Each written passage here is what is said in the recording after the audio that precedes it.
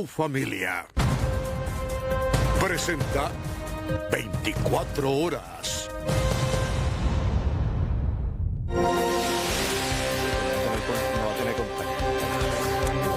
¿Qué tal? ¿Cómo están? Buenas tardes. Bienvenidos a 24 horas. Tema central de esta noche. Honor Colorado. Marcha atrás en el Senado. Finalmente se mantiene como está el convenio con la Unión Europea.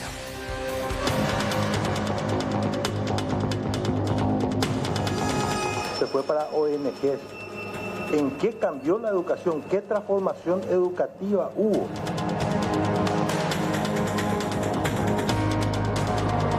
Justificar las mentiras de quienes atropelladamente y en búsqueda de votos que no les hicieron falta.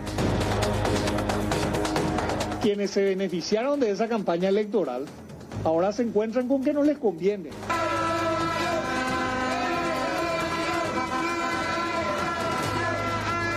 Le importa meter miedo a esa gente que no tuvo suficiente acceso y educación. Y por nuestros hijos tenemos que resistirlos, porque han entregado a nuestros hijos a la Unión Europea. El copamiento de estos grupos anticientíficos que le están enseñando a los adolescentes que el condón no evita la transmisión del SIDA.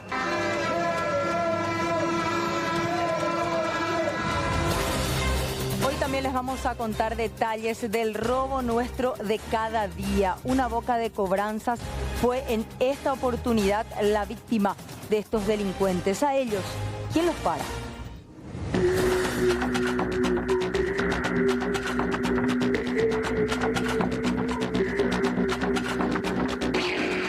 Cuatro personas de sexo masculino vestidos todos de negro en dos motocicletas. Dos entraron.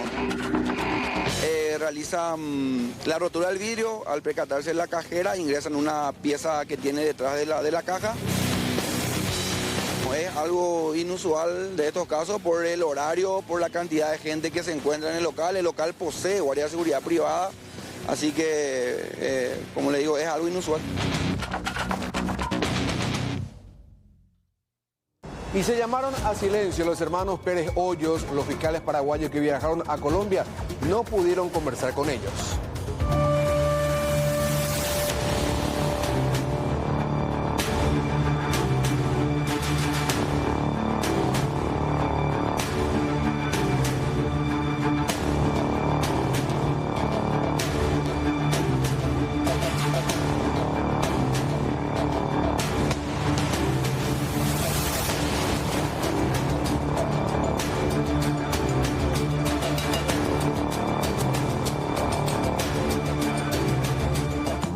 Otro tema destacado, más evacuados. Se agrava la situación de los damnificados de Ayolas y otros importantes puntos.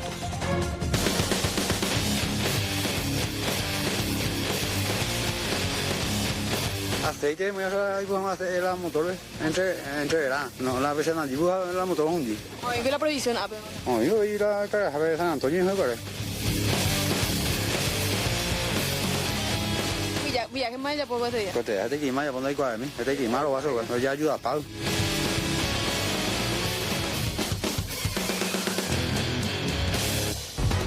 Hasta dramática la situación de varias familias en esa parte del país por el avance de las aguas del río Paraná. Está así prácticamente parte de Ayolas bajo agua. Leila nos acompaña desde hace ya un par de días desde allí para comentarnos cómo está la situación. Adelante, Leila. Y bastante crítica. ¿Qué tal, Carlos? Buenas noches. Bastante crítica. Alerta roja realmente aquí en la zona de Ayolas. Estamos recorriendo varios puntos, varios barrios. Y en esta ocasión llegamos hasta el barrio San Antonio, que se encuentra ya también en estas condiciones. Mira, allá a lo lejos vemos una cancha que ya está totalmente bajo agua también. Las viviendas, todas estas viviendas ya totalmente desocupadas. Tuvieron las familias que salir, evacuar de sus casas porque este fue uno de los primeros barrios que fue alcanzado por el agua. De hecho, si ustedes se dan vuelta a este lado con las imágenes de Lorenzo, van a ver que a esta casa ya le está alcanzando también el agua. Vamos a ver hasta hasta cuándo aguantan también acá los habitantes, los pobladores. Voy a llegar un ratito a conversar un poco con ellos porque enseguida queremos subir a la canoa también para mostrarles un panorama más completo. Buenas, ¿qué tal? ¿Qué tal, señora? ¿Esta es tu casa? No, mi casa está en el fondo, ya está bajo agua. ¿Ya te agarró el agua? Sí. ¿Y ustedes ya tuvieron que abandonar su casa? Sí, me mudé acá, más y acá me prestaron una casa y acá estoy. ¿Te prestaron? Sí, mi casa ya está totalmente bajo agua, recién estamos sacando más cosas. Me decían algunos, tenían miedo de que hay gente que se aprovecha también de la situación, de repente quiere empezar a ingresar a las casas, a robar a cosas. Y seguramente que sí, gracias a Dios acá todos somos familia y vecinos y cuidamos uno al otro de la casa. Por ejemplo, mi cuñado se quedó hacia allá, aunque su casa agarró todo el agua, está todavía ahí y va a cuidar la isla, entre vecinos. A ver, voy a ver si... Muchas gracias, señora, si podemos conversar. ¿Esta es la casa de quién? ¿Es de tu casa? Vos sos el dueño de casa, Gena. ¿Qué tal, don? Bien, ¿no? Bien, vamos a decirle, ¿verdad? Porque te está cansando acá atrás. Sí, falta poco ya para que entre. ¿Tienen ya ustedes previsto dónde irse? Sí, gracias a Dios ya tengo ya. Sí, ya me habilitó ya un amigo. Tratando de aguantar hasta lo último. Y claro, sí, hasta mañana. ¿Después de cuánto más o menos se da otra vez esta situación? Y según después de 10 años. Yo es la primera vez que estoy acá también. Está relativamente hace poco tiempo la primera vez que te agarras. Claro, es la primera vez, sí. ¿Y cuánto tiempo suele durar esta situación? ¿Ustedes cuánto estiman? No sé, alguno dice que va a ser 6 meses, 4 meses, sí. ¿Tu nombre, señor? Cristóbal Caballero. Gracias, don Cristóbal. Acá, mira, hasta la casa, ya en la parte de atrás, ahí con las imágenes de Lorenzo están viendo ustedes cómo ya ellos están tratando de aguantar hasta lo último prácticamente, pero previendo ya un lugar donde irse. Mañana no sabemos cómo va a amanecer acá la situación porque hay pronóstico de lluvia. De hecho, si ustedes miran, esto se está descomponiendo, el tiempo se está descomponiendo también en este lugar. Hay un alto porcentaje de probabilidades de lluvia. Y voy a venir también de este lado, acá con don Carlos, están los canoeros, los lancheros, y ver si podemos subir, don Carlos, tu lancha, a ver si...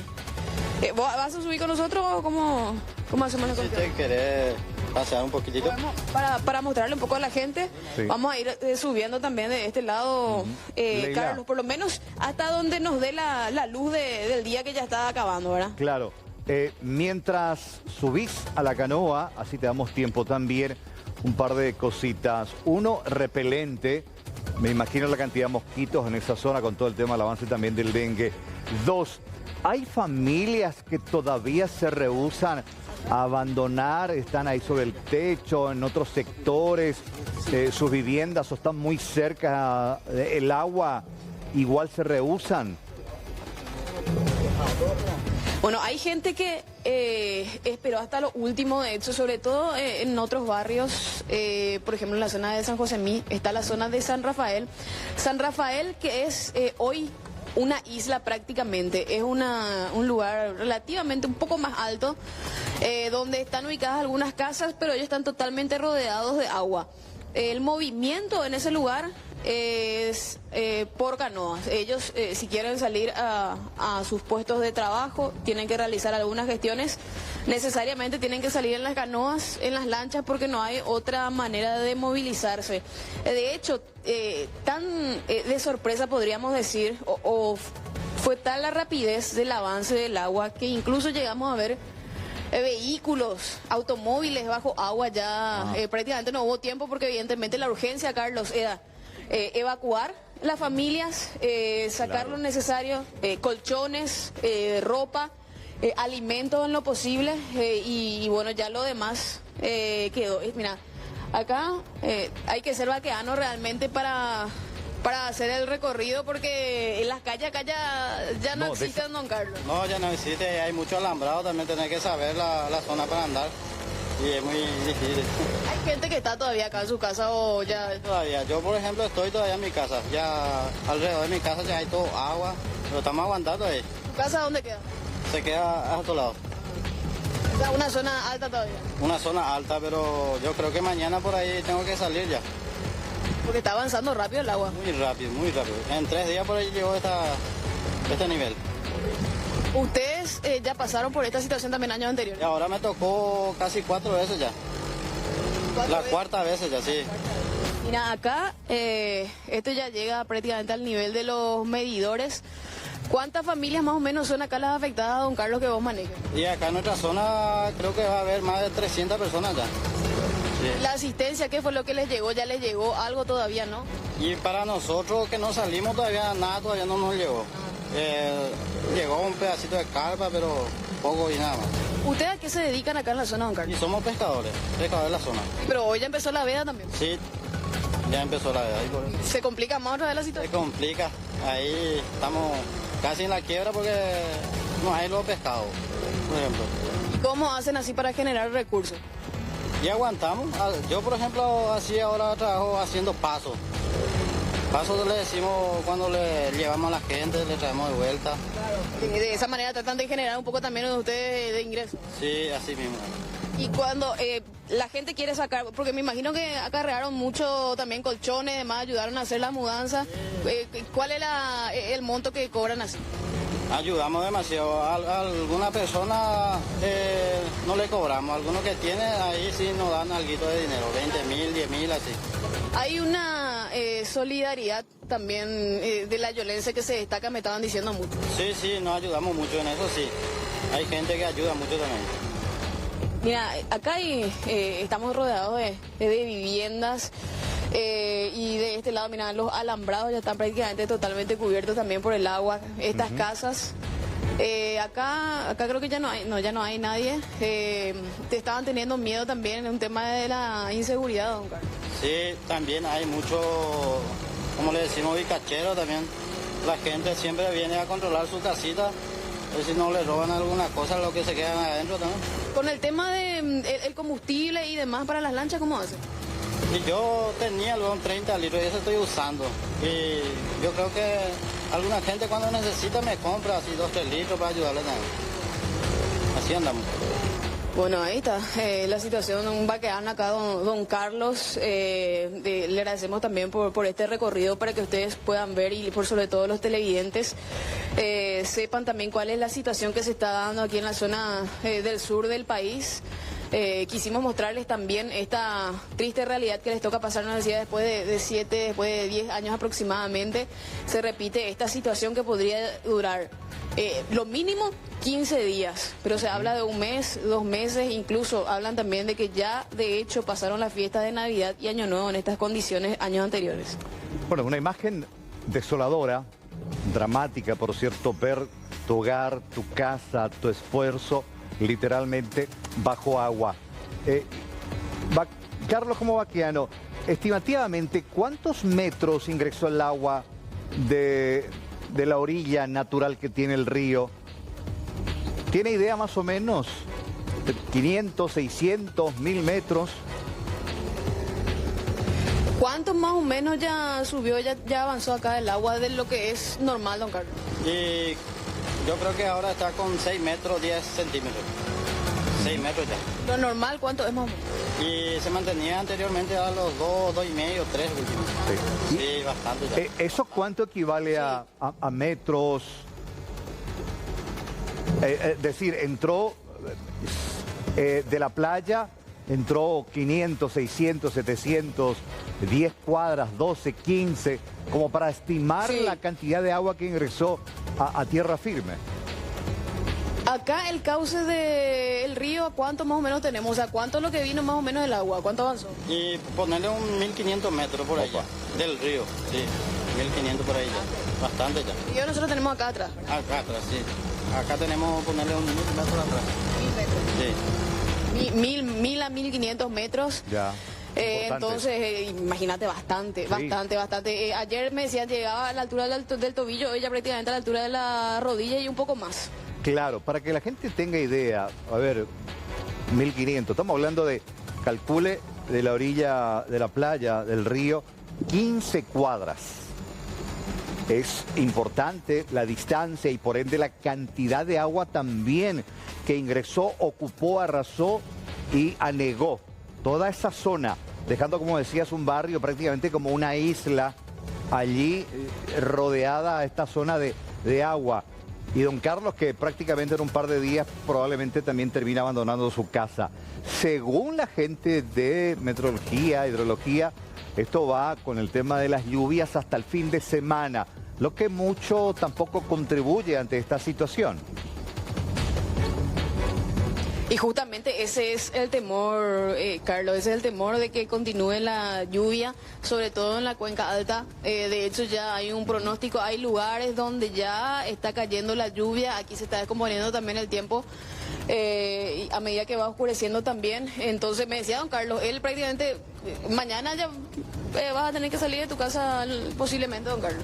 Sí, mañana sí o sí ya tengo que salir por la mañana porque estaban diciendo que va a subir un 20-30 centímetros más de altura. Te escucho, Carlos. Sí. No, acá ya viendo, preocupados ante ese dato que me acabas de comentar, ya con Juan Cáceres, estamos viendo el pronóstico y la alerta que anuncia un aviso especial, porque meteorología no le gusta que usen la palabra alerta, sino aviso especial sobre lluvias. No sé si seguís conectada allí, así con Juan ya compartimos esto, para que también sepas cómo se pronostica para los próximos días a nivel país, Juan. Exactamente, Carlos, y lo que nos decía recién Leila, está el temor de las siguientes lluvias. Por eso es que Itaipú, por ejemplo, está previendo mantener por 8 días abiertas las compuertas del vertedero. Enseguida les contamos más acerca de esto, pero esto es lo que está vigente actualmente. Este aviso meteorológico especial emitido por la Dirección de Pronósticos hace una hora más o menos. Se esperan más lluvias intensas, con tormentas eléctricas fuertes a muy fuertes, ráfagas de vientos fuertes a muy fuertes y la ocasional caída de granizos. Zona de cobertura: Asunción, San Pedro, Cordillera, Huayraca, Aguazuca, Azapá, centro y este de Itapúa, todo el departamento de Alto Paraná, centro y norte de Central, sur de Amambay, Canindeyú, sur y este de Presidente Hayes. De hecho que ya tenemos reportes actualmente de una intensa lluvia en varios puntos del departamento central, principalmente en la zona norte, así que debemos tomar todos los recaudos. Bueno, gracias Leila, a pesar que no menciona Misiones, pero igual ahí nada más departamento de Itapúa y como decía Cuenca Alta, termina sí o sí afectando después. Gracias Leila, gracias a don Carlos por este recorrido en su lancha. Usamos un poco de combustible, pero también nos permite visualizar, ver lo dramático de la situación allí. Ojalá que las autoridades puedan acompañar a estos compatriotas que están pasando las de caída. Exactamente, le agradecemos a don Carlos por acompañarnos para el recorrido también, y bueno, a los vecinos por su testimonio, y bueno, vamos a ver cuál es también la situación que se da el día de mañana ya aquí en la zona de Ayolas. Igual hay que mencionar también, Carlos, que el día de mañana vamos a estar ya en otro punto del país también afectado por la crecida del río. Queremos mostrar también cuál es la realidad en ese punto, así que les pedimos a los televidentes que estén atentos también a eso. Igual, se ven nubarrones, se ve un cielo totalmente cubierto en esa parte sur del país, un viento también de cómo están flameando las banderas allí. Bueno, Leila, gracias por este reporte, igual estamos en permanente comunicación. Hasta luego. Hasta luego. El río Paraná avanza con todo en otras localidades del departamento de Ñembucú. Algunas de las más afectadas son las siguientes que les vamos a mencionar. Cerrito, Villalbín, Mayor Martínez, Paso de Patria son las localidades más afectadas. Se estima que en la fecha se tendrían en total unas 500 familias afectadas, quienes están buscando lugares más altos actualmente. El acceso a varios puntos en estas zonas de las rutas están cortadas y ya se llega con dificultades. La ayuda del gobierno va llegando, pero no será suficiente ya que las pérdidas son muchas, principalmente en el rubro de cultivo de autoconsumo. Según el intendente de Cerrito, hoy sería el pico más alto, toda vez que no llueva se estaría llegando a los casi 6 metros de altura en este lugar. Tenemos en total ahora 16 casas inundadas. De ellos son 8 casas de vacaciones y 8 casas de familias que estaban viviendo en esas casas, ¿verdad? Y después tenemos 29 familias evacuadas, que aún no fueron inundadas sus viviendas. Pero por prevención estamos ya realizando las evacuaciones. En este caso, ¿cuál es la recomendación para estas familias? ¿Dónde están siendo trasladadas en este momento? La mayoría van en casa de algunos familiares, otros en casas que no estaban siendo utilizadas, y en algunos casos nos rehabilitaba el polideportivo que nos estamos usando hasta ahora para el albergue y el tinglado municipal, que ahora tenemos una familia acá. La mayoría están ubicadas en casas de familiares. Estamos en constante comunicación con la Policía Nacional. Estuvo el fiscal, hace un ratito estuvimos reunidos cuidando esos detalles, ¿verdad? Porque son casas que algunos quedan con algunos seres todavía, entonces hay que cuidar la seguridad de esas casas. En especial las que están en la zona de Carrizalito, son casas de vacaciones que tienen sus seres de arriba y se va a estar cuidando con la Armada y la Policía conjuntamente. Tenemos poca familia inundada, poca vivienda inundada en este momento, pero para mañana sí vamos a tener unos cuantos. Yo estimo que durante 50, esta zona vamos a tener 8 o 10 viviendas inundadas, Curso Abay y después la zona urbana que vamos a tener 40 50. En este momento estamos evacuando.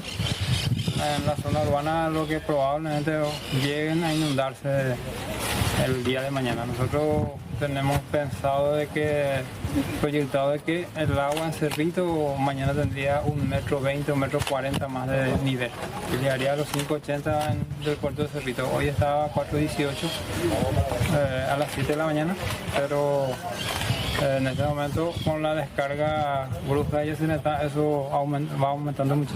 Yo tuve que con ese señor y se me mejor y la anima mi ya le copa que cosa la coga mi niña de la categoría y yo tu hoja la tu sistema va ni no se la de roga cuando Vos vivís en una zona un poco alejada del casco urbano.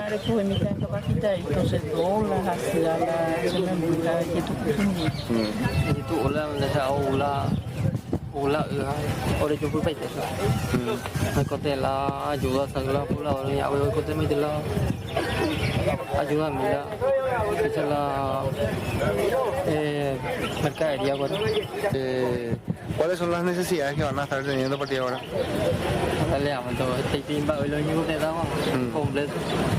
Una sola cosa. Algunos me han contestado ropa, mercadería. Bueno, lamentable la situación que están enfrentando en este momento los pobladores de la zona de Cerrito. Y fíjense este mapa que reporta hidrología de la dirección de la DINAC justamente. Estamos llegando al pico máximo en lo que respecta también para Cerrito. De un nivel en promedio de 3,5 metros se llega a un nivel a 5 metros actualmente, casi 2 metros más que lo que están reportando en este momento los pobladores.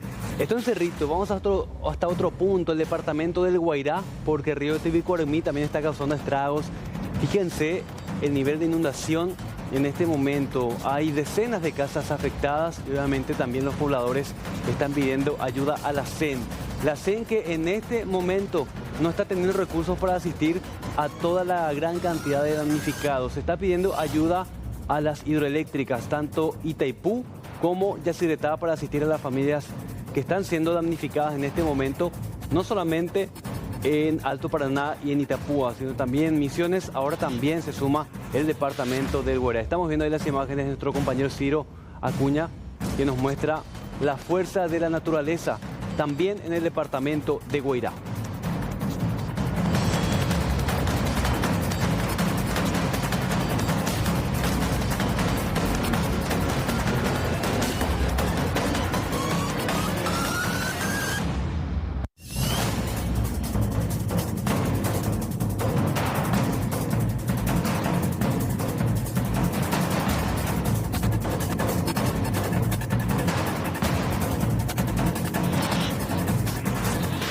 Vamos hasta el barrio Santa Rosa de Lambaré porque según los vecinos hay un pasillo que es territorio de delincuentes.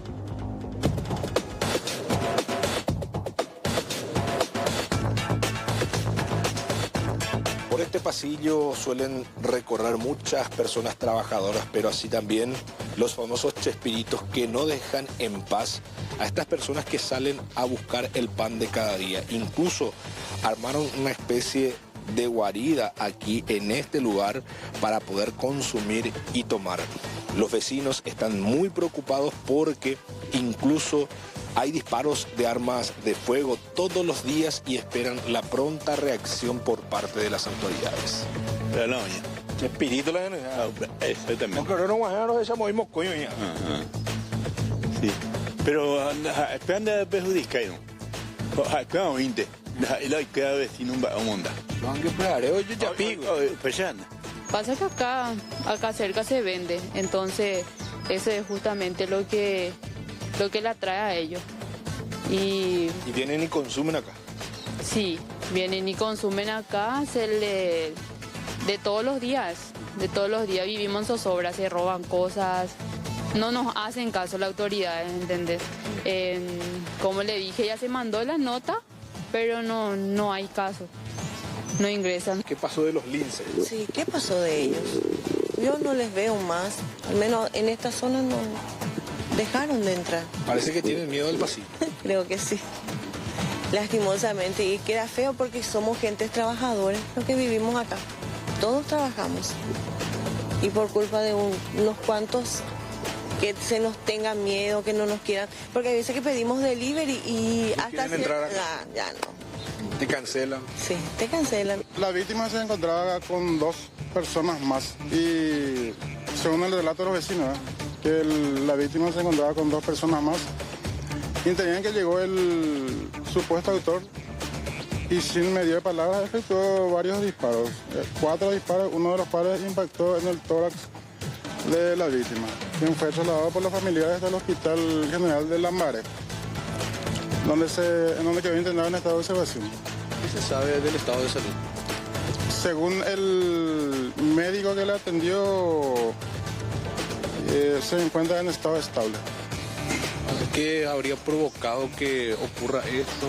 ¿Algún enfrentamiento anterior? ¿Ustedes tienen algún problema? La verdad que ni ellos mismos dieron una explicación de lo ocurrido. Inclusive la persona internada no quiere formular denuncias ni no quiere dar información de lo ocurrido. Incluso las personas manifiestan que no es la primera vez que ocurre este tipo de incidentes. El pasado mes de mayo, un joven fue apuñalado y cuya consecuencia fue su muerte. Esperan que las autoridades puedan hacer algo para que no haya más derramamiento de sangre.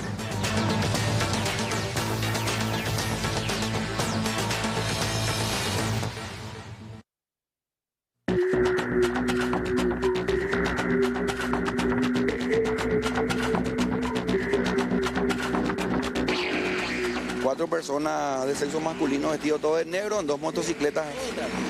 2 entraron. Realizan la rotura del vidrio. Al percatarse en la cajera, ingresan una pieza que tiene detrás de la caja. Es algo inusual de estos casos por el horario, por la cantidad de gente que se encuentra en el local. El local posee guardia de seguridad privada, así que, como le digo, es algo inusual.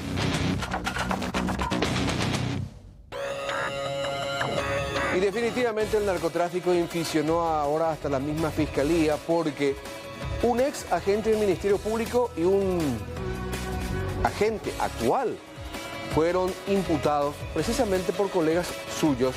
¿Quiénes son ellos? Estamos hablando de Hugo Volpe, quien era fiscal antidrogas, luego fue viceministro de Justicia, y Armando Cantero, también fiscal, quien hoy, después de conocerse su imputación, hoy la Corte Suprema de Justicia no lo confirmó en el cargo. ¿Por qué fueron imputados? Básicamente por haber recibido una coima. ¿En qué consistía la coima? Según los fiscales que firmaron la imputación, dos lapiceras Montblanc, cotizadas en $1000 cada una aproximadamente. ¿Quiénes le hicieron llegar esas lapiceras? ¿O quién les hizo llegar esa lapicera? Un jefe narco del PSC que operaba en Pedro Juan Caballero. Le decían Minotauro. Hoy preso en alguna cárcel del Brasil. ¿Por qué ese presente para ambos fiscales de aquel entonces? Porque la causa, la investigación en contra de este jefe narco se había cerrado, se había clausurado. Sergio Darruda Quintiliano Neto, alias Minotauro. ¿Cuáles son los hechos punibles atribuidos a estos hoy ex agentes del Ministerio Público? Vamos a ver cuáles son las causas.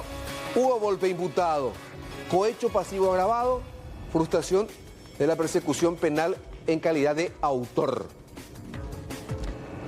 Después vamos a ver quién más es el imputado. Armando Cantero, hasta hoy fiscal, porque repito, la Corte Suprema de Justicia no lo confirmó. Pluma estilográfica y accesorios, un valor aproximado 6 millones de guaraníes. Decíamos $1000 aproximadamente, un poco más, un poco menos. Vayamos a ver qué le atribuyen a Armando Cantero, a quien después vamos a escuchar también.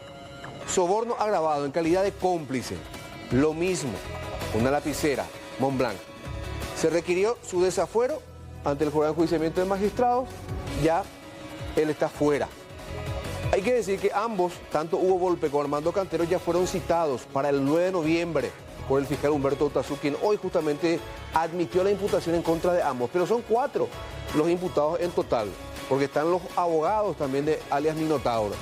María Alcides Cabral Jara, abogada y pareja al mismo tiempo de Minotauro, y el abogado Edison Sánchez Benítez. En total, 4 entonces los imputados. ¿Qué argumentaba en su defensa Armando Cantero? Decía que le hicieron llegar a la oficina y que él esa lapicera no la devolvió y que ese fue su error.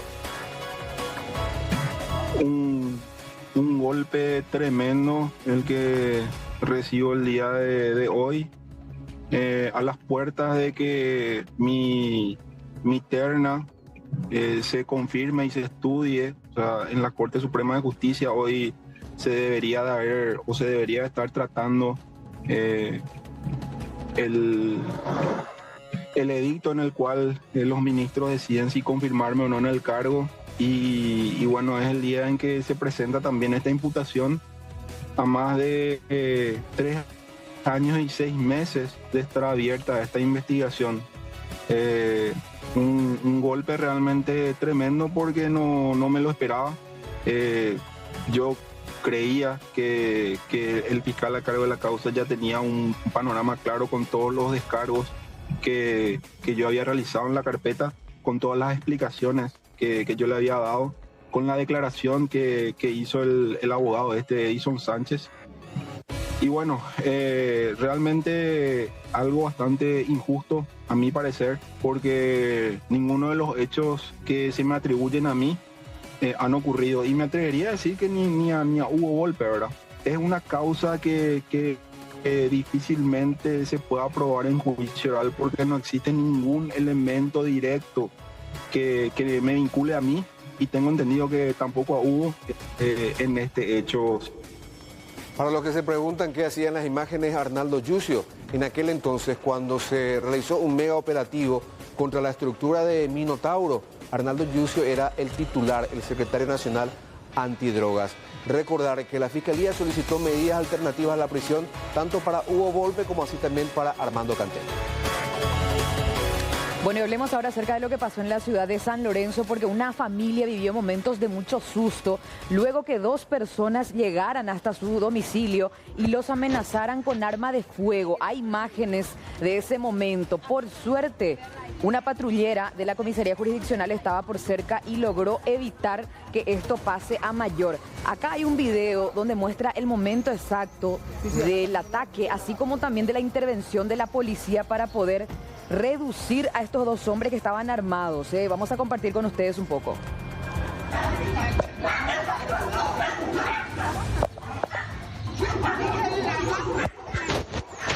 Pero no hay que tocar seguro.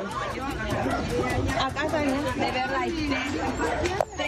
38, ¿no? La agarraron acá. Sí, acá está haciendo la denuncia.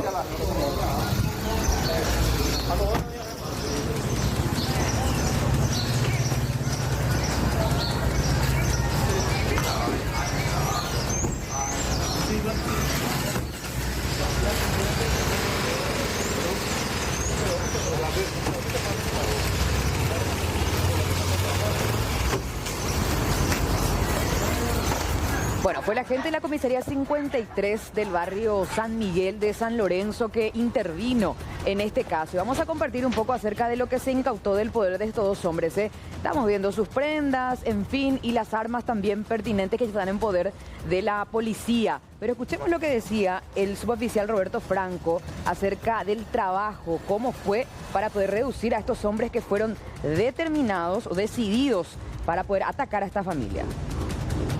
A bordo de la móvil C531 se encontraron realizando patrulla sobre las calles de Vaporcue, fueron interceptados por una persona de sexo masculino quien se identificó como el ciudadano Gregorio Portillo Guerrero, quien le manifestó a los patrulleros que 2 personas de sexo masculino se encontraban enfrente de su domicilio. Se fueron y le amenazaron con un arma de fuego, le apuntaron a su familia, a él y a su familia. Inmediatamente personal de esta comisaría, a cargo del señor jefe de comisaría, acudieron con el señor hasta su domicilio y se percataron que efectivamente 2 personas de sexo masculino se encontraban en frente de su domicilio, en la vereda del denunciante. Uno de ellos tenía un arma de fuego en mano. Quien tenía el arma de fuego en mano fue identificado como Diego Bienvenido Urquhart Ortega, paraguayo, soltero de 27 años de edad. El mismo posee antecedentes sobre robo y hurto agravado. También posee en esta comisaría varias denuncias de actos de violencia. Sí puso resistencia al procedimiento policial, donde momentos después pudieron finalmente reducirlo y trasladarlo hasta la sede de la comisaría 53 San Miguel.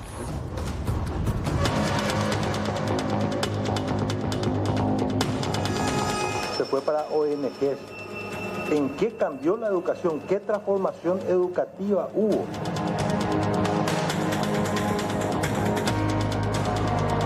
Justificar las mentiras de quienes atropelladamente y en búsqueda de votos que no les hicieron falta.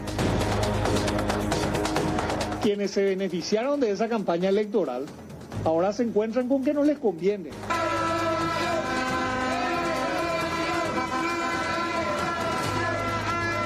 Le importa meter miedo a esa gente que no tuvo suficiente acceso y educación. Y por nuestros hijos tenemos que resistirlos, porque han entregado a nuestros hijos a la Unión Europea. El copamiento de estos grupos anticientíficos que le están enseñando a los adolescentes que el condón no evita la transmisión del SIDA.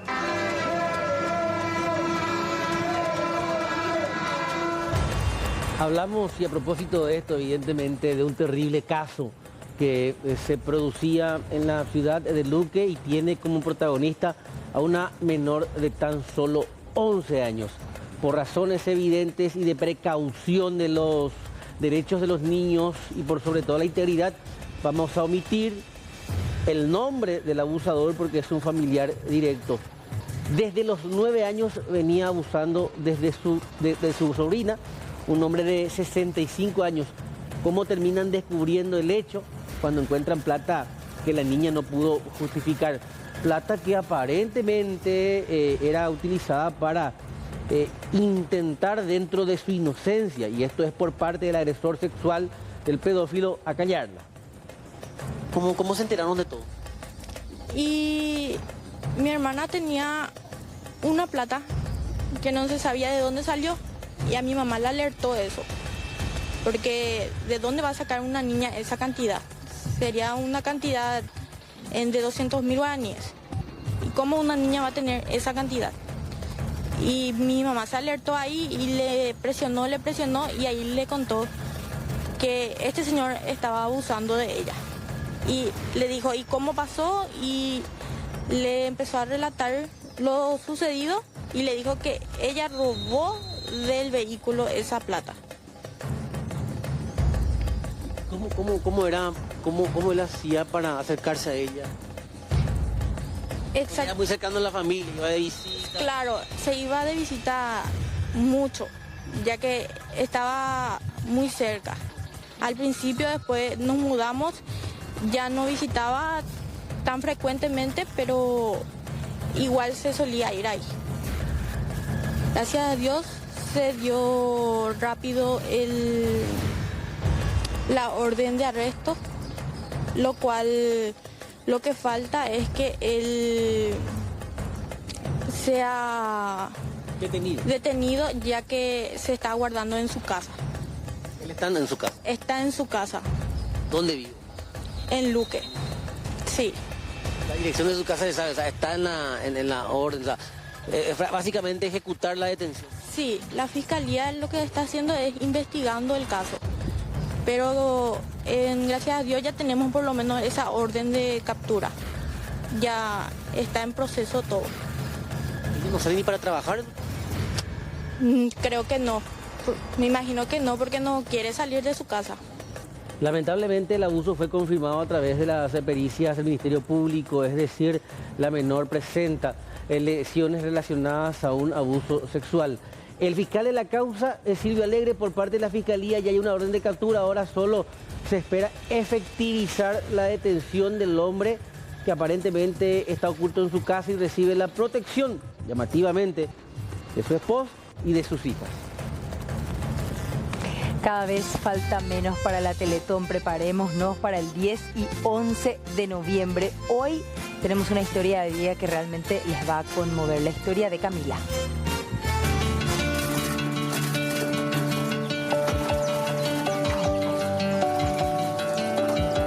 Camila es una niña muy luchadora por sobre todas las cosas. Es una niña inteligente, buena, tranquila, súper dedicada, Leandro se esfuerza demasiado. Tratar de tuyo. Leandro se está en la escuela, hace para mí, sí. Yo hice a escribir la escuela, a aprender a ser profesor mejor. A los 4 o 5 vino acá a la escuela. Los primeros tiempos su mamá no le iba a mandar, porque no tenía medio para mandar, porque ella no caminaba. Hago una escuela para el infantil, de guapuy, cambio para un grupo de 8 meses. Lo que probablemente es que no me voy a ni posa y niño moviliza. Así que lo que ya ahora vivo lo que ya. Sus familias son de escasos recursos y su papá trabaja, es un señor muy trabajador, trabaja en la chacra de sol a sol. No hay domingo ni feriado para ellos, con tal de que no les falte nada a sus hijas. Y su mamá también en la casa y en la chacra. ¿Se está yendo para agua correr eso? Agua eso ya está ahí, tuve que pasar andar ni lado. Ese te médico cada 8 de huevón hacer la nemepú. Antes cuál la apejo agua de bolsillo peguán. Se me voy a pasar aquí, no podemos hacer hasta animal arco. Antes para mí otra ya veo que me la lleva el juego. Upe ojo a mi terre quimpeo ña entender. Upe be a eso. Pe a mi teca pepe ka upe y lado a la médica be y se va para derera la nemepú Teletón be. Upeo las hermanas la Paraguay, eso en esa hermana la se me puede a mí la Teletón, y se la de José una reña animado, ella prepara ya ese. No sé cuál la cerera a la Teletón. A veces dale ella chupi la colectiva chupi por Oviedo, a su veamos en la Paraguay, o como un buetere y veo. Se jaco ahí terminal, ve. A terminar y jaco la se retira, se a la joga, A la joga pe ni bube, a pi al otro día a la Teletón. Ajá, que es la unidad de HBCG. Se me sigue a la Teletón. Camila está hace 10 años en la fundación, entró siendo muy chiquitita, desde los 2 años, actualmente tiene 12 años, es usuaria del programa Interior Intensivo. Un programa pensado para niños y niñas con discapacidad del interior del país, en donde lo que se plantea es sostener un proceso de rehabilitación donde todos los servicios de la fundación están disponibles para esa familia. Siempre venía a pedir permiso, que sé yo, una semana, a hacer su terapia, a hacer todo lo que tenía que hacer. Y siempre después de venir, Camila me contaba todo. La se profesor la y cató o me hace una semana la se trabajo a pues vende más ya ponga. Cuando tienen que venir a sus terapias, la escuela siempre está abierta a adelantar tareas, exámenes, etcétera, o a darle los permisos correspondientes para que ella no pierda esa semana que tiene que venir a Asunción. Estudia C3, estudia boía, ¿ves? Entonces le ayudamos como podíamos acá. La icatumía como humano lo ya puede ser. 5% ya fui. Yo me acuerdo cuando estaba en En el segundo grado todavía no caminaba. Porque la niña puede un bupe opoñi. Como cayó para ir, pero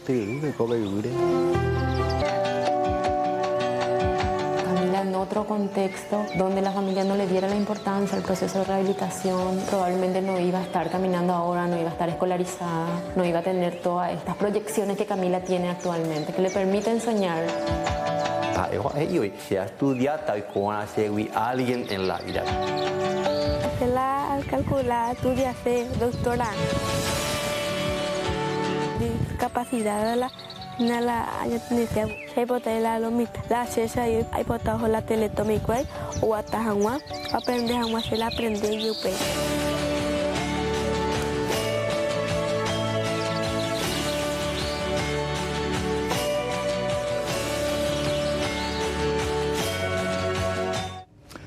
Pedro Iván Escobar. Él es un militar que se encuentra desaparecido en extrañas circunstancias desde hace 2 semanas. La familia desesperada requiere cualquier tipo de información sobre él.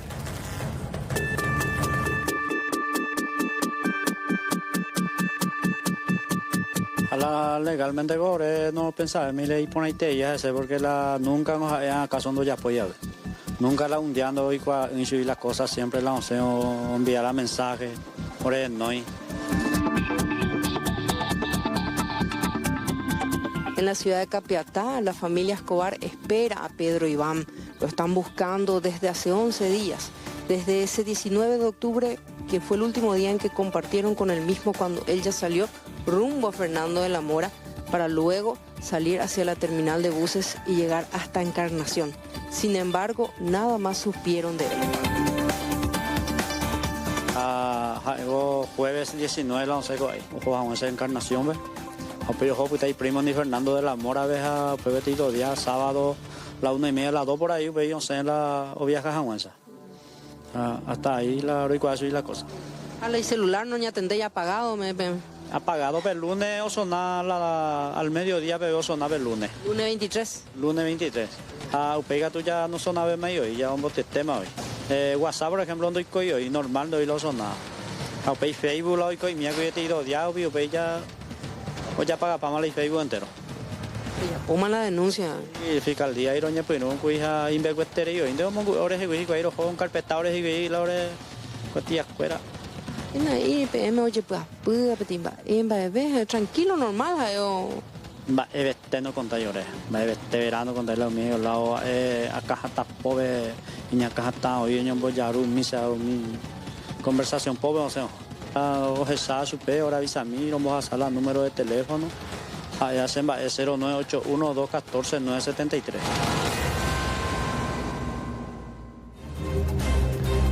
Vamos hasta el Alto Paraná para mostrarles este espectáculo que nos ofrece la subida de río, en este caso en Itaipú Binacional, porque finalmente la entidad, la hidroeléctrica, adelantó la apertura de las compuertas del vertedero. La operación, que inicialmente estaba prevista para el 2 de noviembre, se inició esta madrugada a las 2:01 y debería continuar mientras las condiciones de afluencia se mantengan altas. La decisión de adelantar el inicio del vertido se tomó considerando la rápida tendencia de subida de la cota del embalse y la expectativa de un evento importante de lluvia prevista para mañana y pasado mañana. Según los reportes, en la cuenca incremental Aguas Arriba de Itaipú, en las últimas 96 horas se han registrado altas precipitaciones que afectaron principalmente las cuencas de los ríos brasileños, con valores promedio que superaron los 170 milímetros. Esto hace que se dé esta situación de subida y valores puntuales de hasta 300 milímetros. Esto generó el aumento significativo de los caudales de los citados ríos, que llegarán al embalse de la central hidroeléctrica en los próximos días. Es decir, esto todavía va a continuar. Las compuertas del vertedero de Itaipú estarían abiertas en principio por unos 8 a 9 días según la previsión. No obstante, esto es muy variable, pudiendo este periodo extenderse por más tiempo según nuevas actualizaciones. Mínimo eso es 2 viajes. Pero el retorno también pues ya caro como a cuando. Exactamente. A ver la ñana transportita ahí. Guapo ahí, ¿no? Ambos porque no me hay tiempo la roba a pasar una cogepe. ¿Cuál te yo pila? Cuál te yo pija, de que iba a ocultar servicio esa moda esa para no se mueble, se para ocupar. ¿Y qué tú pides? Vamos a pasar un poquitito para mostrar justamente cómo se están ingeniando. Vaya para dónde, vaya para allá. ¿Me por nada? Acá no vengo yo. Ahí está, los muebles. Vete con la moto y la mía. ¿Te por nada? No me por nada, gracias a Dios. Dejo también pues. Nada también pues. ¿Y qué tú? ¿Y la ve cruzas en Guayiri? Sí, vaya puta. ¿En Guajira la trabajo? Mandé a la sí o sí. Esa bella pues no la pico tener ya las cosas. Pesa mantener a sana. Pesa mantener no hay caso. Semanas atrás, días atrás, el presidente de la República, Santiago Peña, estuvo por los Estados Unidos, básicamente por Washington, reuniéndose con varias autoridades de este país, con varios empresarios también.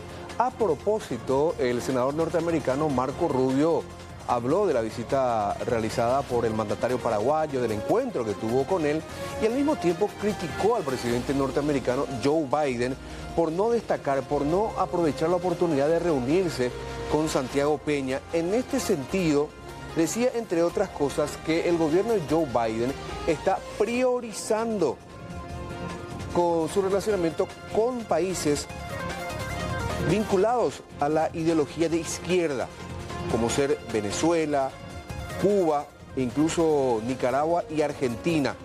Decía Marco Rubio que cada vez Joe Biden se muestra más amigable con los presidentes de estos países que desestabilizan el hemisferio y de paso ponen a millones de personas y por sobre todo estadounidenses en peligro. Marco Rubio continuó señalando que Santiago Peña es una persona que demuestra apoyo incondicional a la coalición global liderada por los Estados Unidos, defendiendo a Taiwán, incluso en la Asamblea de las Naciones Unidas, en septiembre pasado. Todo esto mientras se reinician los planes de trasladar la embajada paraguaya de Tel Aviv a Jerusalén. El parlamentario enfatizó la importancia de premiar su gestión por la alianza estratégica que implica para su país. Además, Marco Rubio dijo que el presidente Biden debe empezar a responsabilizar al creciente bloque de izquierda latinoamericana por su hostilidad hacia los Estados Unidos y brindar un mayor apoyo al presidente Peña y a otros socios diplomáticos de nuestro hemisferio.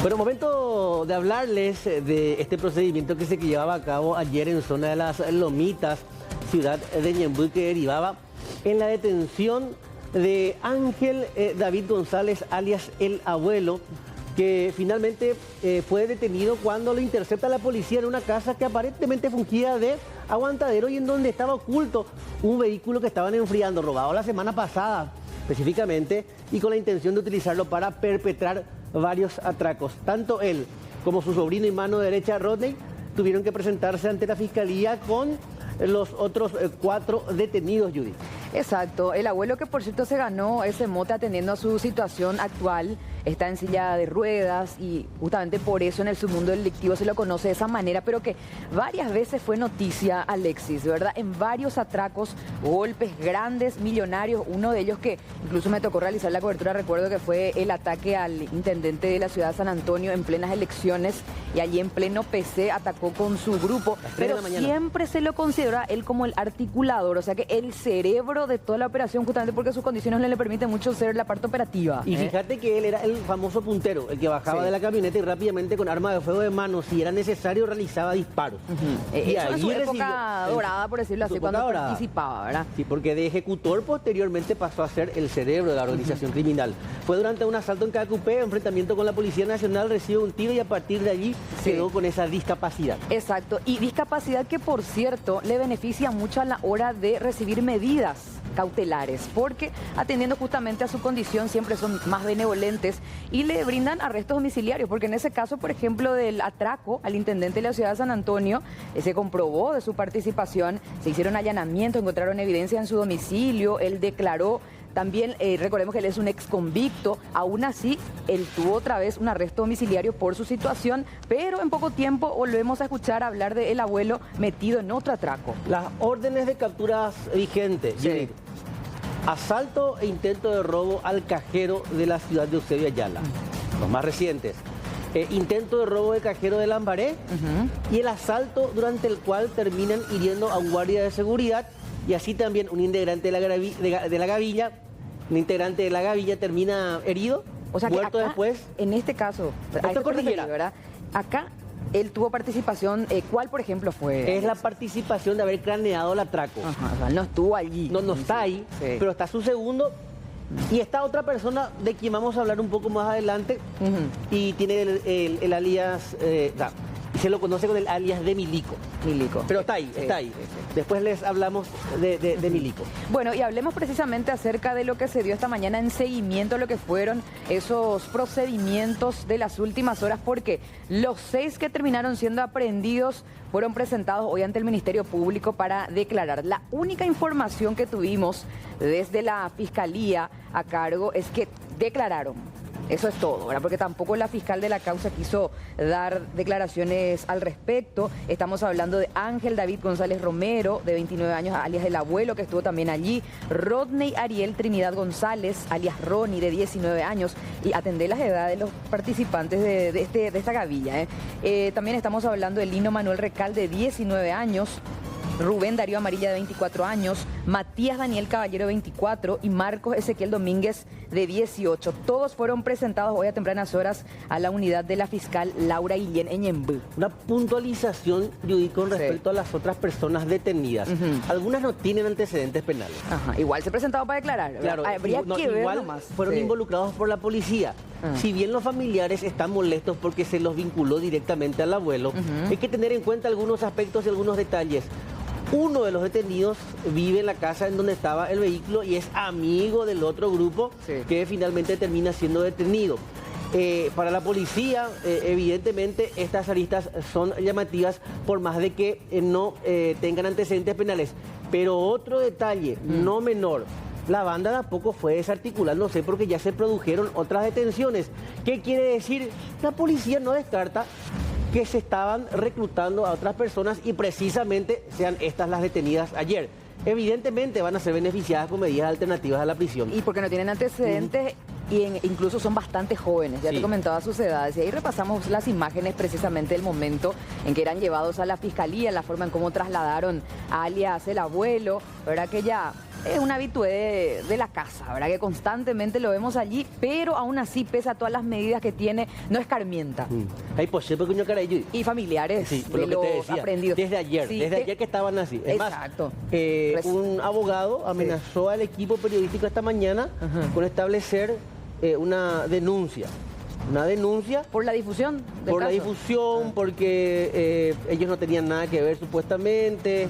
Se le preguntó qué hacían ahí. Por eso, ni el abogado defensor, ni los familiares, ni la fiscala quiso hablar con respecto a qué o cuál es la participación de ellos. Bueno, y recién hablaste de alias Milico. ¿Por qué se le dice así y qué participación tuvo él en este golpe? Quiero mostrarles primeramente el primer atraco, porque va a ser en orden cronológico. Agosto, 8 de agosto, aparece él en escena. Ah, mira un poco. Él es el escopetero. Este fue el de Lambaré. Alias Milico, esto fue, alias Milico, es ahora el puntero de la gavilla. Pero es del grupo del abuelo. Sí, es del grupo del abuelo. Es el que siempre baja primero y con la escopeta y de ser necesario, como Capuja y llega al extremo de herir guardias de seguridad. Es el más sanguinario de la banda. Y la información que se tiene es que él participó plenamente y activamente acá en este. De este atraco, es más, el que se va, hay fotografías que yo compartí, hay fotografías que yo compartí en donde se lo ve con la escopeta días antes. Siempre hacían alusión o siempre se ufanaban de lo que son, en redes internas o en grupos que ellos manejan. Son de mostrar lo que tienen. Ostentan. Y Elías Milico fue personal militar.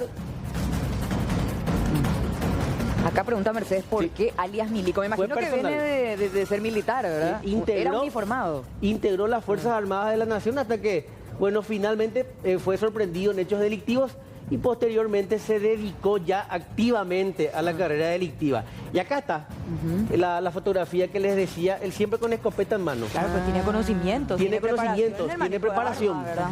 Sí. Menos que el Estado le formó, le instruyó, le dio, toda la instrucción militar, manejo de armas para finalmente terminar delinquiendo, ¿no? Alias Milico fue detenido hoy en Villa Elisa en base a la información de inteligencia. Es un eslabón importante porque ocupa el viejo cargo de alias El Abuelo. Operativamente. Operativamente, es el puntero. Aparece también acá. A ver. En Cordillera. Intento de asalto, robo de cajero, estación de servicio que está en la bifurcación en pleno centro de la ciudad. Cuando llegas a la ciudad de Eusebio Ayala, es la estación de servicio que prácticamente te dice hola, te da la bienvenida a la ciudad. Él aparece nuevamente con escopeta en mano. Ahora, Alexis, ¿qué información se tiene sobre la posible vinculación de estos, que por cierto participaron de esta serie de intentos, robos cajeros que en su mayoría fueron frustrados, con estos extranjeros que cayeron días atrás también en un operativo similar? Aparentemente los extranjeros, además de tener una participación o algún vínculo con ellos, eran los asesores.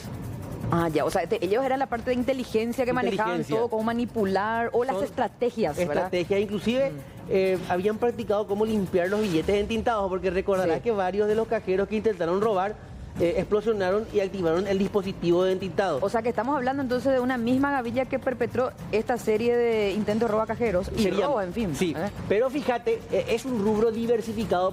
El objetivo principal es o los cajeros o los carros fuertes en su momento. Pero ellos deben capitalizarse. Y también perpetran varios otros tipos de hechos delictivos y asaltos menores para ir recaudando plata.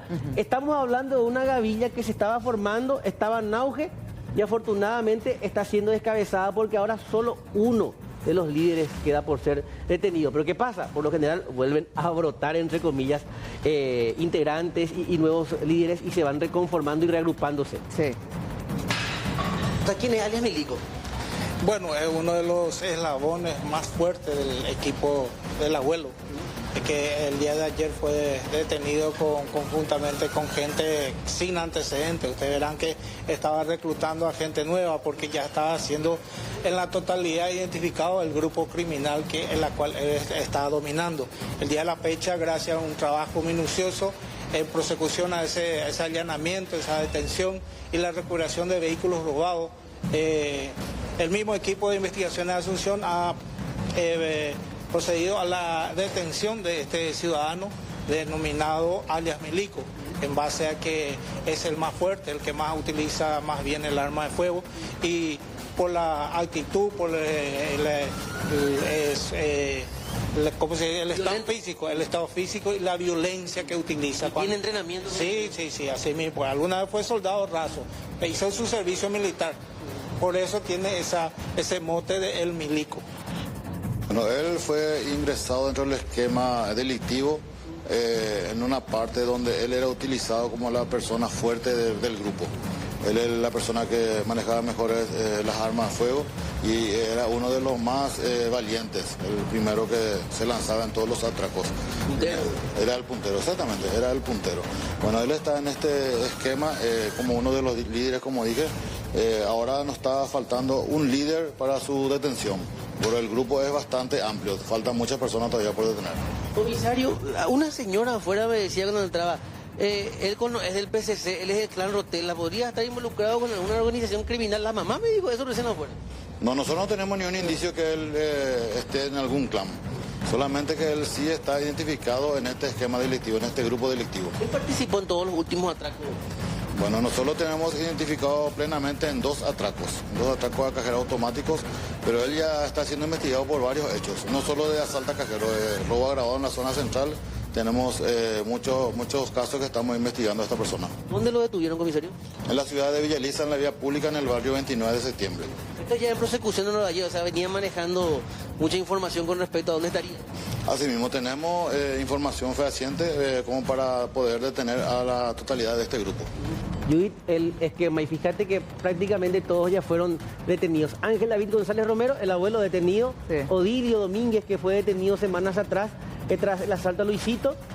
Otros 2, y este tenía orden de captura, el sobrino, el segundo, el de confianza del abuelo. Que posiblemente no queden detenidos, ¿eh? El caso de Rodney sí. ¿Sí puede ser? Sí, Rodney sí, porque ella tiene orden de captura por robo agravado. Por robo agravado. Porque tiene participación activa.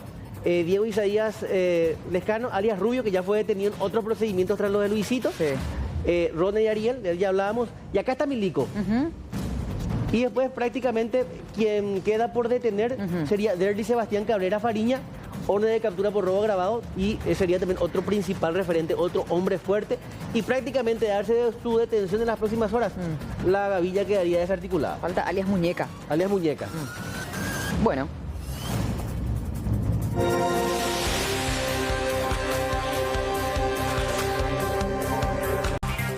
Se desvanecen las posibilidades de conocer a los instigadores del asesinato del fiscal Marcelo Pecci, por lo menos de manera ordinaria. ¿Por qué decimos esto? Porque hoy los hermanos Ramón Emilio y Felipe Andrés Pérez Hoyos, quienes son señalados de haber sido contactados por los interesados en la muerte del fiscal Marcelo Pecci, finalmente decidieron no hablar con los fiscales paraguayos que viajaron hasta Colombia. Estamos hablando de los agentes Manuel Doldán y Francisco Cabrera. Ayer ya le tomaron declaración a Francisco Luis Correa Galeano, quien es el articulador, el que organizó el atentado en contra del agente del Ministerio Público. Estas imágenes corresponden a la última audiencia que se realizó, en la que los hermanos Pérez Hoyos también declararon en el marco del juicio a la señora Chacón, pero en aquella oportunidad los fiscales colombianos, o el fiscal colombiano, no le hizo ninguna pregunta a los hermanos Pérez Hoyos acerca de quiénes son verdaderamente los instigadores del asesinato de Marcelo Pecci. Francisco Luis Correa Galeano está recluido en el búnker de la Fiscalía colombiana. Ahí llegaron hasta él los fiscales paraguayos. No se sabe, no trascendió hasta ahora qué elementos nuevos pudo haber dado a los investigadores locales. Probablemente se ratificó en que Horacio Cartes y Miguel Ifrán Galeano, alias Tío Rico, están vinculados al crimen, porque según este hombre les escuchó a los hermanos Pérez Hoyos hablar de este tema, pero los que verdaderamente sabían la información decidieron no hablar. Mañana van a intentar dialogar también con Margaret Lisette Chacón, quien está siendo procesada también por esta causa, pero es poco probable que la mujer también declare con los fiscales paraguayos, atendiendo que desde un primer momento, desde el momento de su detención, ella se declaró inocente y que no tiene ninguna vinculación con el atentado que le costará la vida al fiscal Marcelo Pecci.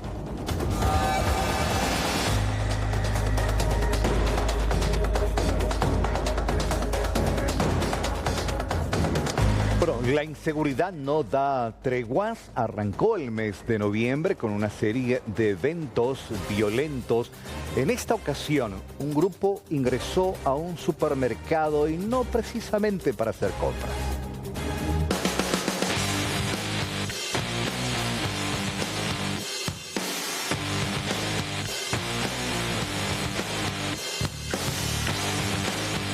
La policía sigue levantando evidencia y recabando más datos, tomando el testimonio de estas 2 personas jóvenes que intentaban depositar dinero cuando esta unidad bancaria ubicada en el interior de un supermercado que está sobre la avenida República Argentina fuera el objetivo de 4 asaltantes que llegaron a bordo de 2 motocicletas. Tras romper los vidrios de seguridad, la ventanilla, fueron a la caja y de allí se alzaron con dinero en efectivo. Con arma de fuego en manos, dejaron en shock a la funcionaria. 4 personas de sexo masculino vestidos todos de negro en 2 motocicletas. Dos entraron, 2 ingresaron al local y 2 quedaron afuera. Una vez que ingresaron en el lugar, ellos realizan la rotura del vidrio. Al percatarse de la cajera, ingresan una pieza que tiene detrás de la caja. Los mismos ingresan en la caja y se hacen, ¿verdad?, del dinero para luego darse la fuga. Es algo inusual de estos casos por el horario, por la cantidad de gente que se encuentra en el local. El local posee guardia de seguridad privada, así que, como le digo, es algo inusual, atípico. Según la cajera, va a tener que realizar su arqueo de caja, que el ingreso que tuvo en el día, para saber lo que se llevó, porque a simple vista, como ya habrán visto ustedes, ¿verdad?, hay dinero que no pudieron llevar que están sobre la caja. ¿La alarma los ahuyentó? La alarma suena, eso es lo que seguro hace de que los mismos no se queden más tiempo en el lugar. Es una zona que tendría que estar bajo el custodio permanente de los agentes, principalmente de la comisaría 7ª de Asunción, netamente comercial y de mucho movimiento peatonal. Ahora solo se espera determinar que las imágenes captadas por las cámaras de seguridad pueda dar evidencias y características de las personas que perpetraron el atraco.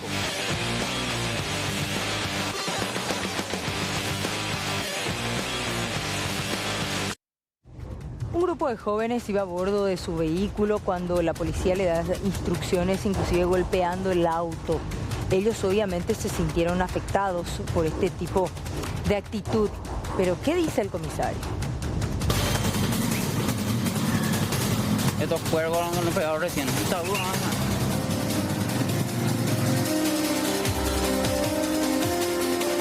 Preste mucha atención a lo que ocurrió en los últimos días en la ciudad de Ñemby.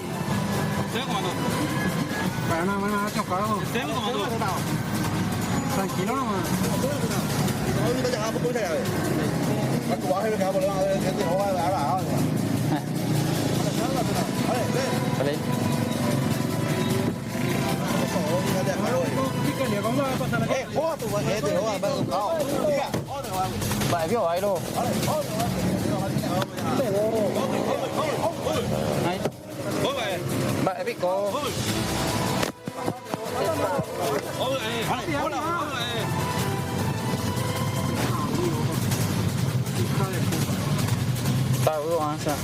Gran cantidad de vehículos impidió que ellos sigan el camino. En el auto iba Aldo Vareiro junto con su hermano y otros amigos. Como vieron en el video, nos apretaron, patearon el vehículo de mi hermano es abogado y empezó a hablarnos de mala manera como se ve en el video. Y empezó a patearnos y mi hermano le dijo, no podemos salir porque hay muchos vehículos, le dijo, ¿eh? Y sí, le dijo bien, tranquilo nomás, le dijo, le quisieron calmar si ellos estaban actuando con prepotencia. Los ánimos se exaltaron y todo se desbordó. Este joven denuncia brutalidad policial. Y ya que no podíamos salir, vino y nos prendió uno por la cara, a mí y a mi hermano. ¿A vos te reventó? Acá me agarró y a él inclusive le dejó un moretoncito que de rojo. Y nos quedamos un rato ahí, pasamos y nos quedamos un ratito. Le miramos y no vinieron más ellos. Tampoco quisieron ustedes medio ser desafiantes porque está también la situación de que te escriben o escribir del lomo en como dicen guaraní, ¿verdad? Exactamente, no. Mi hermano que es abogado me dijo, calmate nomás, no te voy a bajar. Y no me bajé y no hice nada. Porque ustedes ya tenían la certeza que lo grabaron, o sea, la prueba está evidente. La prueba está todo ahí, se ve todo lo que nos golpeó por la cara y tengo el video, no sé si ya vieron todo ya.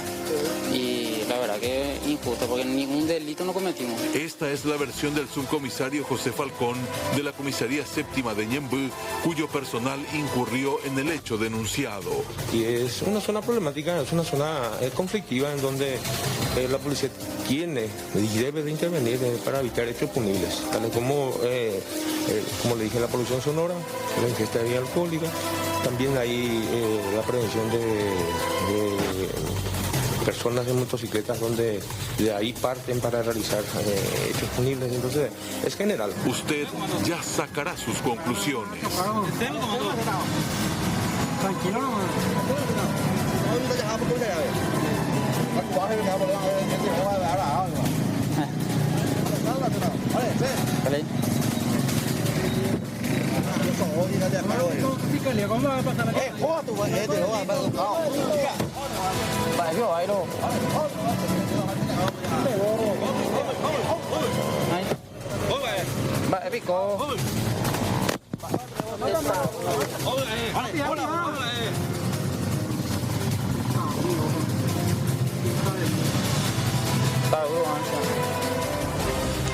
Utilizaron este tema como parte de su campaña electoral.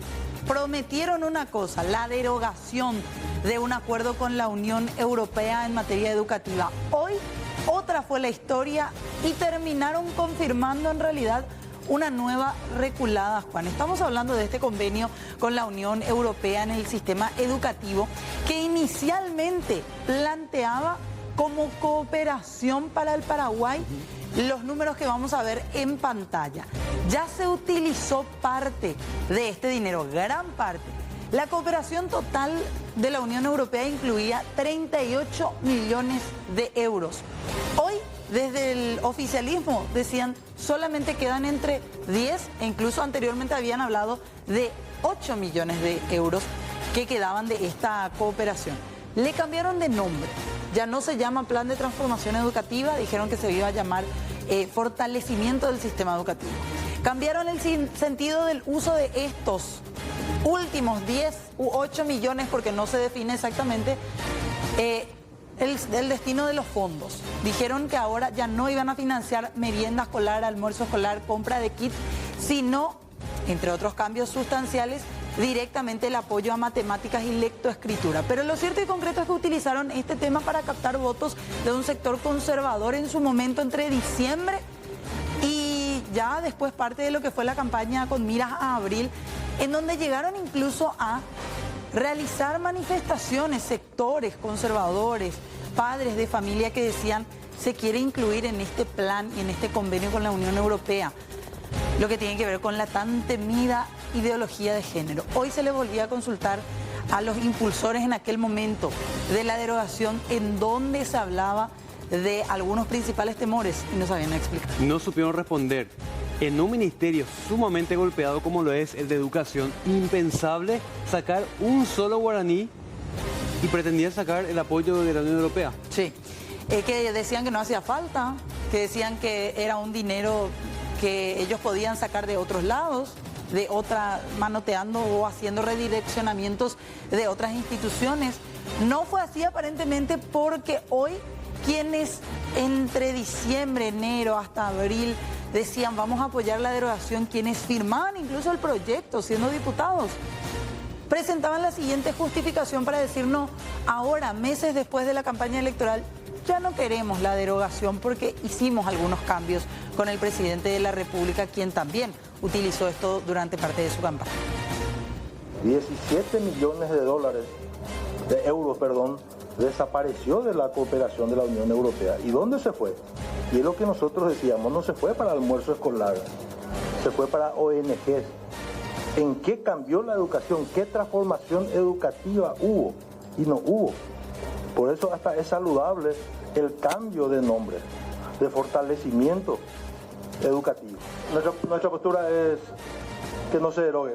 Lo que se intenta instalar es que el presidente mintió en campaña electoral. Al contrario, el presidente recogió las inquietudes de la ciudadanía sobre lo que se decía que la bancada cartista estaba por dejarle sin alimento a los chicos, que las ONG, y que eran ciertas, manejaban 17 millones de euros. Entonces esa inquietud lo recoge el presidente Santiago Peña, plasma en ese canje de notas y que se envió, que firmó el canciller con el embajador extraordinario y plenipotenciario de la Unión Europea en Paraguay. Yo firmé también por la derogación con el compañero Bachi en Cámara de Diputados, pero hoy estamos convencidos de que jurídicamente se hizo lo correcto y que la bancada de Honor Colorado va a seguir velando para que se apliquen los principios de Dios, patria y familia, y que no vamos a permitir ningún adoctrinamiento de nuestros chicos en la escuela sobre la ideología de género. Dentro de la propia bancada de Honor Colorado, pese a esto que mencionaba el senador Maidana, hubo personas, Juan, que votaron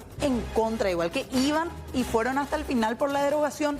33 votos de igual manera se tuvo para enviar esta intención de derogar el convenio al archivo. Eso quiere decir, señor y señora, que se mantiene el convenio con la Unión Europea. Una de las pocas veces, Juan, que se vio un poco de división y no una conducta igualitaria entre los miembros, por ejemplo, de Honor Colorado. Pero fíjate, Fernanda, la conferencia que acabamos de ver justamente ahí en el Senado esta mañana, no con la misma vehemencia con la que se había hecho la campaña política para captar votos. Claro, eso fue lo que cuestionaron desde la oposición e incluso decían, esta discusión es en vano, porque estamos intentando hablar de una posible derogación de un convenio a través de una ley, algo que no se puede realizar. Escuchen lo que mencionó. Esto fue un disparate, una mentira más. Se inventaron las notas al solo efecto de justificar las mentiras de quienes atropelladamente y en búsqueda de votos que no les hicieron falta. Tenían miedo nomás. Porque no recibieron ustedes mucho más votos por esta mentira. Quienes se beneficiaron de esa campaña electoral ahora se encuentran con que no les conviene. Con que no les conviene la derogación de este convenio porque necesitan esos recursos. Y como prometieron también que nos iban a tocar los impuestos, y pues probablemente no les conviene tampoco tocar los impuestos, entonces inventan otra mentira. El intercambio de notas entre la Cancillería paraguaya y la Embajada de la Unión Europea en el Paraguay. No les importa a la familia, les importa meter miedo a esa gente que no tuvo suficiente acceso y educación para que después les acompañen en las elecciones. Bueno, finalmente entonces esto va al archivo, la intención de derogación con la cual se llegó hasta la campaña electoral a convencer a muchas personas, no corre, el convenio se mantiene así como está. Exactamente, Fernanda. ¿Y qué pasaba mientras tanto en las afueras del Congreso? Una gran cantidad de padres y familias, y muy preocupados, llegaba justamente exigiendo la derogación de este convenio en particular. Pero fíjense de qué manera se realizó la convocatoria, y algo sumamente peligroso porque se desinforma. La nota de convocatoria para estos padres decía, ojo porque se viene la hormonización de los chicos en las escuelas. Y hablaban de un procedimiento médico que supuestamente se va a implantar desde las escuelas. Procedimiento médico para cierto tipo de pacientes con cierto tipo de enfermedades. La hormonización. Y a esto agregaban otro punto sumamente grave, pero por sobre todo irresponsable. Se viene la castración, fíjense la palabra que utilizan, castración de los niños en las escuelas. ¿Cómo respondía Esperanza Martínez? De esta forma. A implementar primero será el adoctrinamiento de los niños de 3 a 4 añitos en las escuelas. Luego ya viene la hormonización. Y quiero aclarar por única vez, presidente, que la hormonización no es un problema de la escuela, es del sistema de salud en todo caso. Si hay algún niño que necesita hormonas, que puede darse por razones de salud, no va a ir la maestra de kinder ni la maestra de segundo y tercer grado a darle una receta de hormonización a los niños.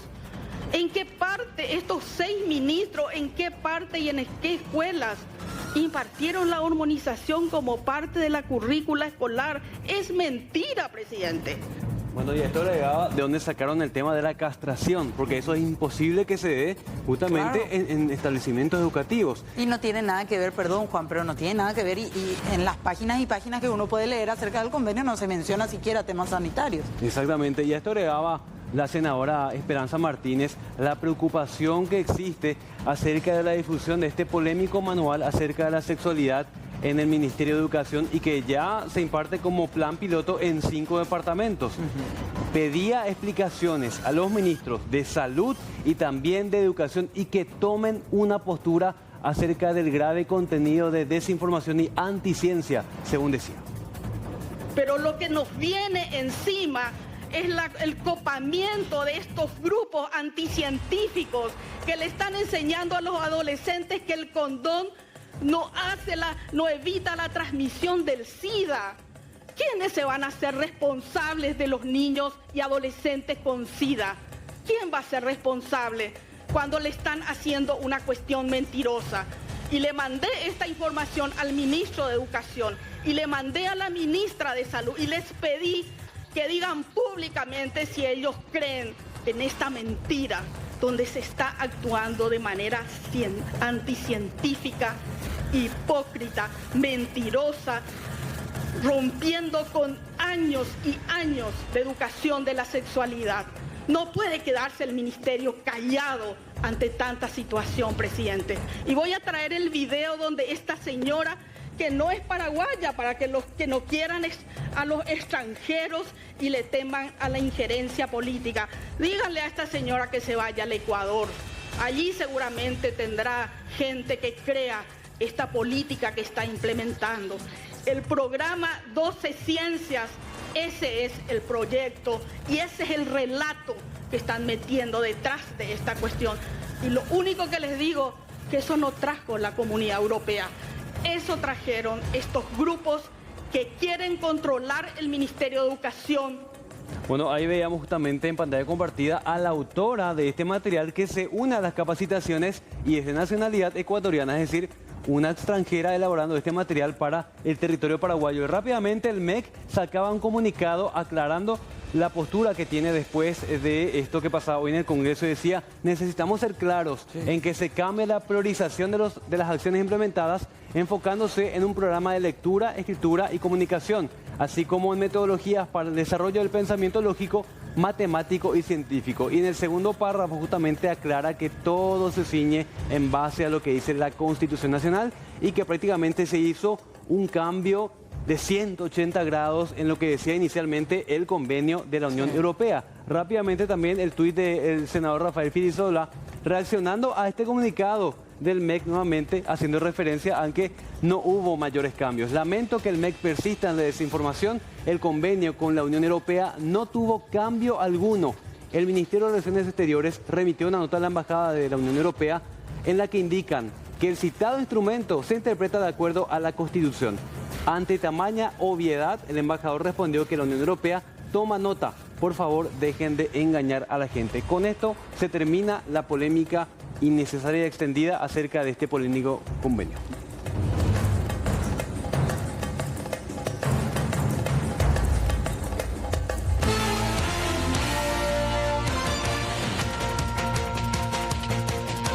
Vieron al propietario, le apuñalaron a la altura del cuello. Tanto es así que este joven, por cierto, a estas alturas se encuentra en terapia intensiva. Y vamos a compartir un poco del video para que tengan una idea de la magnitud del incidente que se vivió en horas de la noche.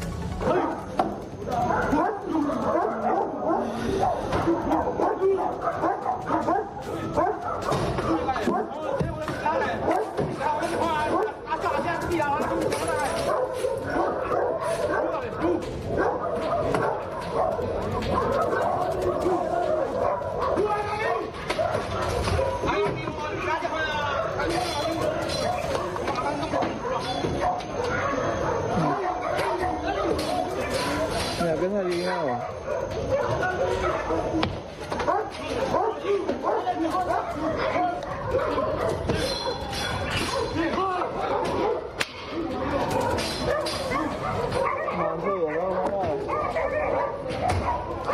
Bueno, un poquito de lo que se vivió anoche. Los vecinos de la casa al lado pudieron grabar el momento del ataque. Ahora, la pregunta es, ¿cuál fue el motivo? Estos son los adictos que no dejan vivir tranquilamente a los vecinos de la zona y que reaccionan de esta manera agresiva si es que no se les da el dinero que van a pedir. Y eso fue lo que terminó ocurriendo con este joven que está gravemente herido y hospitalizado actualmente. Pero escuchemos lo que decía la tía de la víctima acerca de cómo exactamente fue el ataque. Llamamos al 911 como 30 veces, jamás nos hizo caso. Ahí con la piedra abrieron mi portón y entraron. Dos de los muchachos entraron prácticamente en mi comedor. Mi sobrino, como es un muchacho muy grande, a empujones le quitaron de ahí porque yo ya había salido de mi pieza. Entonces al salir ahí, la verdad que ahí le clavó este muchacho Oscar Daniel Colmán. Pero vinieron con todo, no vinieron para, ¿cómo se dice?, para amenazar nomás, vinieron para asesinar, porque son adictos. Y lo que a mí más me dolió es que la inacción policial. El muchacho anda por la calle como si nada. Mi sobrino se está debatiendo entre la vida y la muerte ahí en el hospital de trauma. Yo cuando él se puso he visto que estaba así, o sea, le veía muy mal, como para desvanecerse. Y le dije, ¿qué te pasó, Carlos? Le dije, y me dijo, me clavaron, tía, Oscar Mazo me clavó, me dijo. ¿Sí, le conocía? Sí, él le conoce perfectamente, le conoce. Y Oscar me clavó, me dijo. Y ahí ya no podía moverse mucho y yo se atajó por mí. Y entramos en mi comedor. Y después él agarró mi servilleta y atajó así. Y cuando sacó la servilleta otra vez comenzó a sangrar. Era impresionante cómo sangraba. Bueno, tremendo realmente el caso, pero pasemos a hablar de este otro tema, el caso Arrayanes, donde Rodolfo Núñez Escolari, más conocido cariñosamente por sus amigos y familiares con el apodo de Rolo, terminó perdiendo la vida a causa de una fuerte descarga eléctrica el 16 de septiembre pasado en este complejo deportivo Arrayanes que está sobre la avenida Mariscal López. Esa es la causa para contextualizar porque hay novedades en torno a la investigación y a las diligencias por parte del Ministerio Público. Hoy la fiscal Carla Rojas imputó por homicidio culposo a los responsables del complejo deportivo Arrayanes. Estamos hablando de los locatarios Edgar Lemuel Torres Domaniski y María Lila Contreras. Ellos son los que alquilan actualmente, pero hay más personas imputadas bajo la misma figura. Estos son representantes de la firma Prolif S.A. Los sublocatarios que terminaron otra vez alquilando de los que arrendan esta propiedad también fueron imputados. Oscar Daniel Ruiz Fernández y María Marcela Contreras Aguirre, representantes de la firma EPRO S.A. El Ministerio Público concluye en este caso acerca de la imputación y considera que los imputados habrían violado las normas de cuidado para la explotación del complejo que no contaba con licencia municipal. ¿Cuáles fueron los elementos determinantes para esta decisión de la imputación bajo la figura de homicidio culposo? Dos testimonios fundamentales. Por una parte, el técnico de la ANDE que se encargó de hacer la inspección y la pericia después de esta tragedia y finalmente pudieron hacer el informe con que las instalaciones eléctricas no estaban en condiciones y que había una importante negligencia en el sitio. Lo que respecta justamente a los cables que no estaban aislados y en ese momento tenían un altísimo voltaje que lamentablemente le costó la vida a este joven que se recostó en un momento dado a la columna cuando estaban disputando el partido y allí sufrió esta descarga eléctrica. Otro testimonio relevante fue el de uno de los jugadores también que estuvo allí, que minutos antes también sufrió una descarga eléctrica, pero a él no lo terminó hiriendo de gravedad, sino más bien él fue despedido porque aparentemente el voltaje no era en ese instante bastante elevado. Pero escuchemos lo que decía también al respecto la abogada Teresa Servín, que es justamente la abogada de la familia de la víctima fatal. Se presentó en físico en papel, ¿verdad?, la imputación con todas las pruebas. Ayer ya se había presentado electrónicamente, pero por requisito del juzgado, ¿verdad?, de todos los juzgados se lleva con las pruebas. Está ya para el estudio del juez de garantía, que es el doctor Rolando Duarte. Están imputados los señores Edgar Torres y la señora Lilia Contreras como locatarios, y como sublocatarios están imputados el señor Oscar Ruiz y la señora Marcela Contreras. La única defensa que escuché y que pude fijarme que están presentando también es que la responsabilidad vaya hacia las personas o la empresa que instaló esa lumínica y que supuestamente dejó los cables de esa manera. Hasta el momento esa parte no ha sido analizada. Los videos que los muchachos del CTN grabaron ese día, especialmente dos testigos que estuvieron en ese momento, uno de ellos que hizo la medición y que pudimos ver todos en las noticias, También la constitución que hizo la fiscal después, en donde eso al prenderse de vuelta, alzar de vuelta la llave, estaba electrificado. Entonces obviamente no importa que tenía 1 a 169 que vimos, ¿verdad? Se comprueba que estaba electrificado. Y lo más importante es el informe de la patóloga, que es la autopsia que se realizó. Estamos conformes, estamos tranquilos ya desde el informe de la patóloga. Vimos de otra manera, también estamos encarando con más tranquilidad. Si Dios permite, será hasta mañana. Mucho cuidado, se anuncian lluvias y tormentas para las próximas horas en gran parte del país. Chao, chao. Servicios Médicos Migone. Sabemos lo importante que es garantizar tranquilidad para tu bienestar y la de tu familia.